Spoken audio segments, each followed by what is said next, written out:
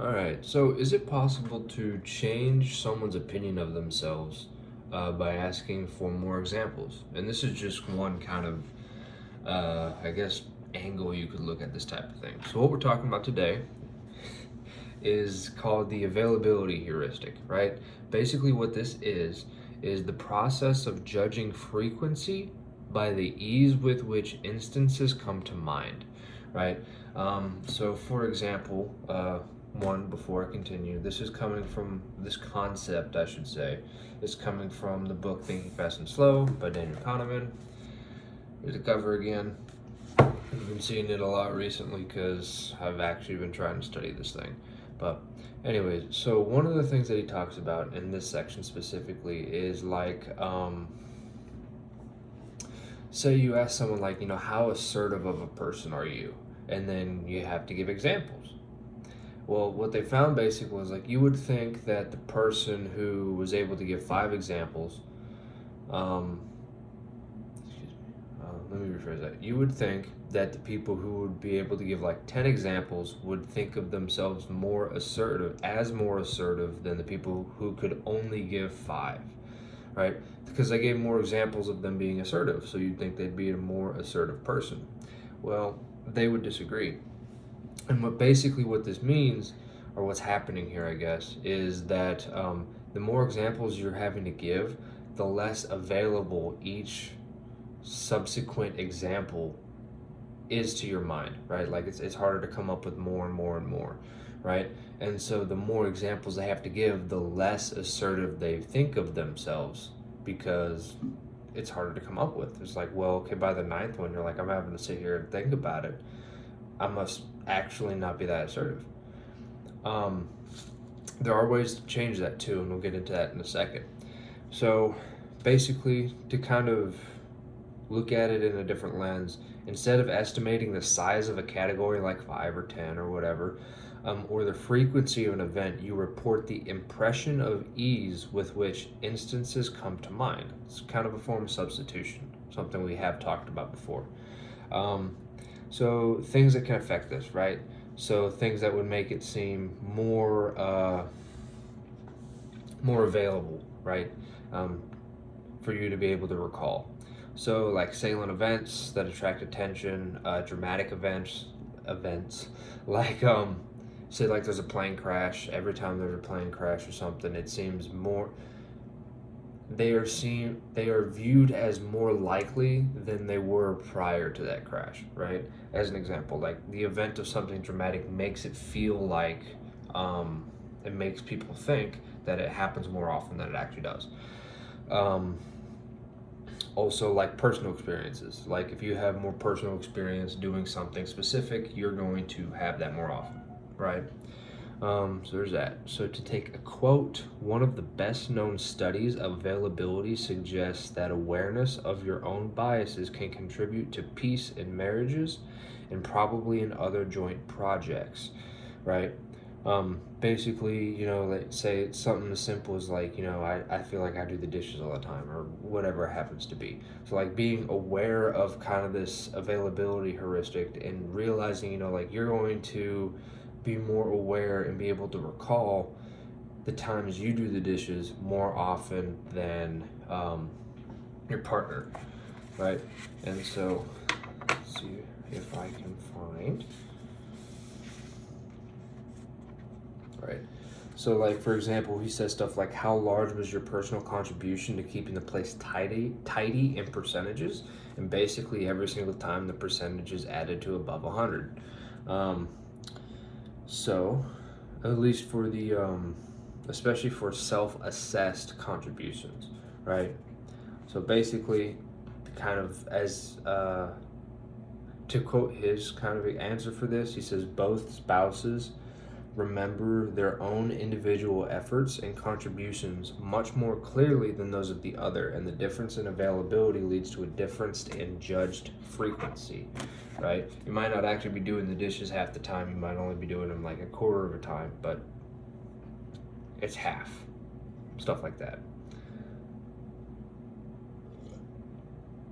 So, right. That's especially with, so all of this is kind of looking at the same thing. If you've noticed, they're all like self ratings where you're rating yourself or your own actions or whatever.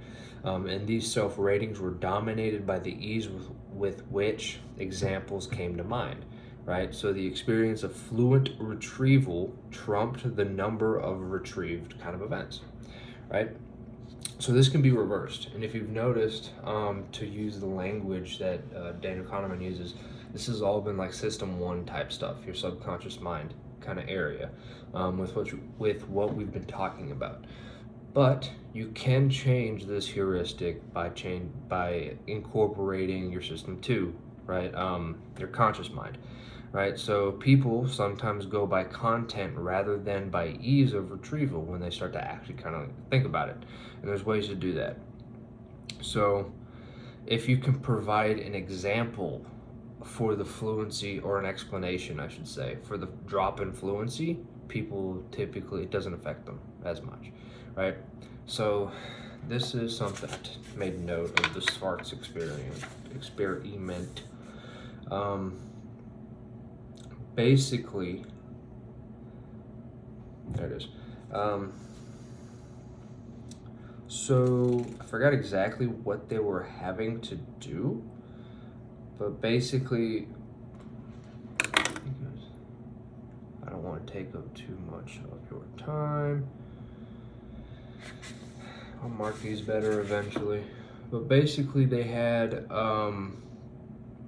participants partake in a certain experiment, like giving examples to something or whatever, like the assertiveness one. It might actually be that one, but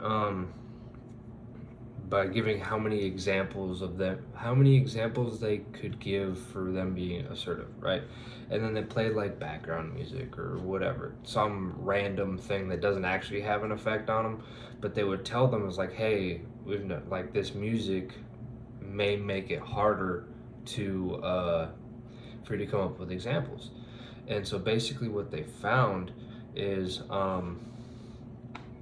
kind of that whole availability heuristic kind of was mute in a way. So it says, it is the unexpectedly low frequency that causes people who were asked for 12 instances to describe themselves as unassertive, right? When the surprise is eliminated, like the music, the low fluency is no longer influences the judgment, right? So, for example, like you had two different groups who had to give 12 examples. And so when they didn't talk to the people who, everyone was listening to the music, but whenever the people who were not told that this could have them, this would make it harder for them to come up with examples, that drop in fluency, when they were not told that, the availability heuristic happened, meaning like, after 12 instances of them being assertive, they described themselves as not assertive, right? Or not as assertive. Whereas the people who were told, hey, this music could have you, make it harder for you to actually come up with examples, they actually looked at, hey, I was able to give 12 examples of it, I'm assertive type thing. Or at least more so than the other group. So there's that. So conclusion, the ease with which instances come to mind is a system one heuristic, which is replaced by a focus on content when system two is more engaged. So especially with that being said, you can expect, since the kind of counteracting part is all system two, with the focus on content, if you could further engage or make it more difficult for their system two to actually focus on that, like we talked about with cognitive ease, like maybe making the font harder to read or the colors were weird or whatever, it have an effect on that as well. So why does this matter? Right, so it kind of can help illuminate your own personal biases, like we were talking about with the like the dishes example or whatever with marriage and stuff. It can also show how like the way a question is phrased can influence your impression of yourself, like with the assertiveness, right? Just by giving more examples, it's harder and harder to view yourself as such, right? In this case, as a personality trait. But that being said, I think I'm gonna leave this one here. And as always, I'll put the playlist for all of these videos, all of the Thinking Fast and Slow in the corner. And feel free to comment maybe examples of where this has had an effect on you, things like that, or just general kind of commentary on the stuff in general. I always love feedback, especially like actually discussing the content of the video, so that it's kind of further develops it and helps you and me retain stuff for longer term, because that's kind of the whole point of the videos too. But either way, I'm gonna leave this one here, and hope to see you guys on the next one.